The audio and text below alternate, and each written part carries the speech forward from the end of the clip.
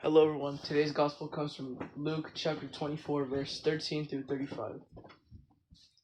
That very day, the first day of the week, two of Jesus' disciples were going to a village 7 miles from Jerusalem called Emmaus, and they were conversing about all the things that had occurred.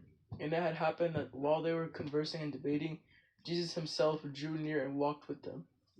But their eyes were prevented from recognizing him.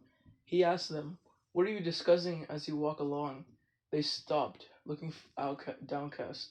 One of them, named Cleopas, said to him in reply, "Are you the only visitor to Jerusalem who does not know of the things that have taken place there in these days?"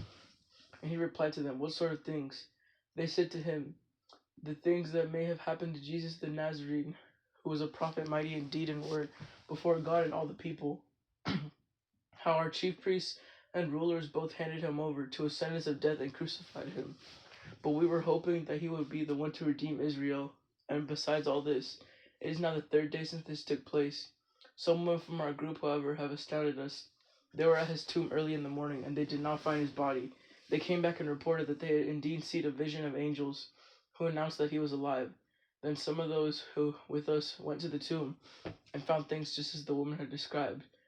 But him they did not see. And he said to them, "Oh, how foolish you are! How slow of heart to believe all that the prophets spoke!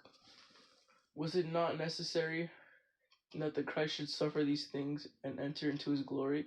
Then, beginning with Moses and all the prophets, he interpreted to them and what referred to them in all the scriptures. As they approached the village to which they were going, they gave the impression that he was going on farther. But they urged him, "Stay with us, for it is nearly evening and the day is almost over." So he went in to stay with them.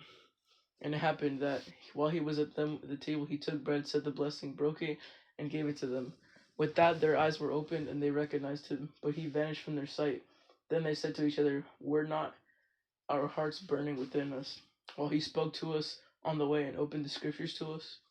So they set out at once and returned to Jerusalem, where they gathered together the 11 and those with them who were saying, "The Lord has truly been raised and has appeared to Simon."